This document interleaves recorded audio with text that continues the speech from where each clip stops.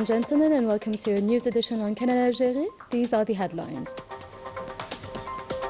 The President of the Republic, Abdelmajid Tebboune, congratulates the national military athletes team on winning first place and second place in the military cross-country running championship in Greece.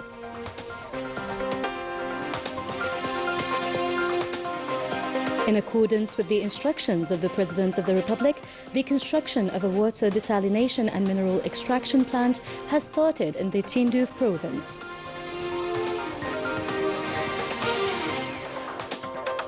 In Morocco, desperation spreads among vulnerable communities that remain deprived of their basic needs and public services.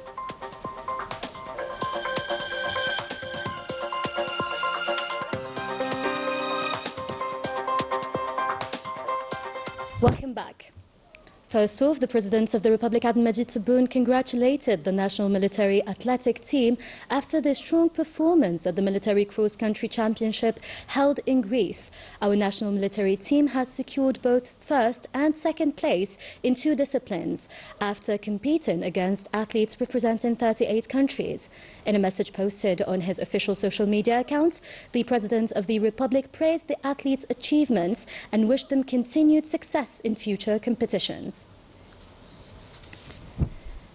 Our Army General Saeed Shingriha, Minister Delegate to the Minister of National Defense and Chief of Staff of the People's National Army, also congratulated the National Military Cross-Country team following their victory at the 60th World Military Cross-Country Championship. That took place in the city of Trikala in Greece, where they finished first in the World Team Rankings. In his message, the Army General praised the military sports delegation for these honourable results and wished the athletes continued success and further achievements in bringing pride to Algeria on the international stage. The Secretary-General of the Ministry of Foreign Affairs, Lounas Mukhtar, received this Monday the Assistant State Secretary for Foreign Affairs in charge of the Middle East and North Africa at the Swiss Federal Department of Foreign Affairs, Her Excellency Ambassador Monica Schmutz-Kings, who is on a working visit to Algeria. The meeting provided an opportunity to review cooperation and partnership relationships between Algeria and Switzerland across several sectors within the framework of bilateral visits and engagements scheduled between the 2 countries this year. Both sides are also exchanging views on key regional and international developments of mutual interest. On national news, and following the President of the Republic's decision to build a desalination plant in the Tindouf province, work has started on a new desalination facility aimed at securing reliable access to high-quality drinking water. Rania Al-Bahri. To ensure sustainable access to quality drinking water in Tindouf province, the President of the Republic approved several water resource projects in response to residents' concerns, supporting the region's ongoing development. This long-awaited project is finally becoming a reality. After years of suffering from salty water, residents are now expecting fresh drinking water. The desalination project gives us great hope. We raised this issue with the President, and this is a major achievement for the state. This city will now benefit from desalination water. Praise be to God. As young people, we are fortunate to witness this progress. Our parents and grandparents suffered for years from water salinity.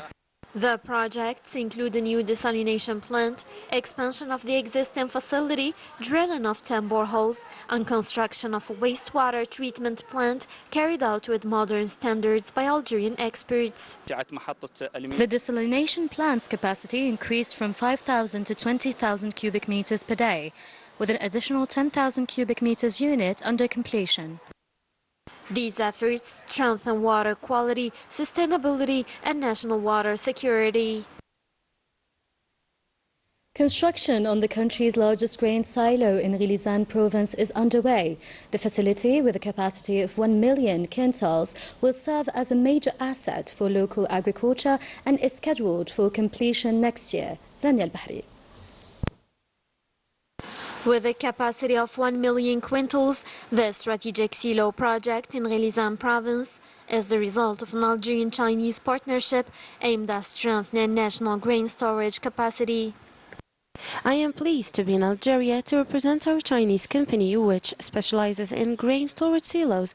We have already built our 30 large-capacity silos. Once completed, the strategic silo will bolster the country's food security. Our company is recognized for its major national projects and the large-scale achievements it has undertaken in the past.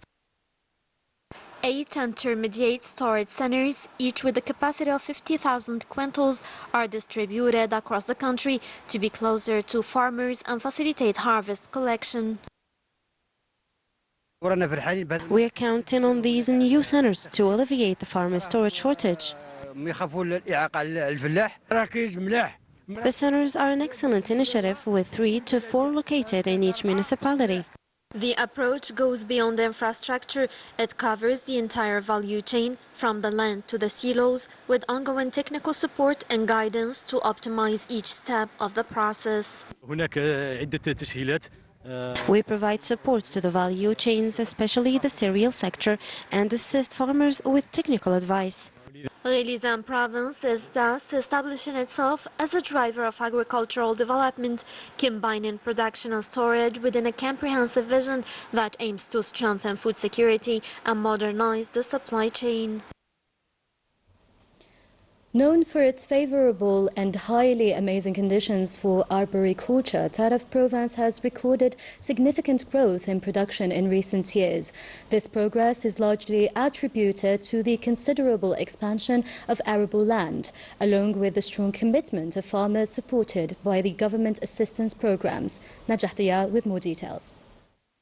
Backed by fertile plains and abundant water resources, the province of Taraf is emerging as a powerhouse of fruit production. Fruit tree farming is witnessing remarkable growth. The region is steadily consolidating its position as a key hub for citrus and stone fruit cultivation. The state has provided us with boreholes and agricultural electricity. I planted 10,000 citrus trees divided between 2 varieties and 8,000 peach trees across 3 varieties. My orchards are dedicated to growing plum trees and citrus fruits.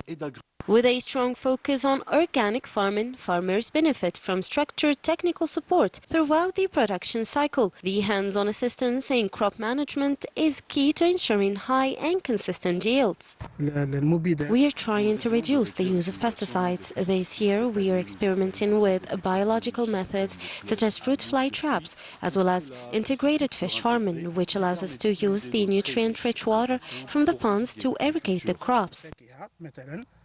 This year, production has been very good. We achieved 300 quintals per hectare, thanks to the state support, particularly for fertilizers, boreholes, and irrigation. Driven by the strong commitment of farmers and sustained state support, fruit tree farming is gaining steady momentum in the province of Taraf. The sector now stands as a key pillar of the local economy. The first university venture capital license in Algeria was granted on Monday to a financial investment company at the University of Algiers 3. It has a capital of 188.8 million dinars. The Minister of Higher Education and Scientific Research and the Minister of Finance oversaw the operation, which was the result of coordination between the Ministry of Higher Education and COSUB. This is a strategic step in the establishment of an ecosystem dedicated to finance in the academic community. It aims to transform the scientific research into a real lever for sustainable economic development. In anticipation for Eid al-Fitr, Air Algérie is announcing discounts on up to 40% on its economy flights and 25% on business flights. Bookings are open from today until March 10th, with the latter date being the deadline for the return flights.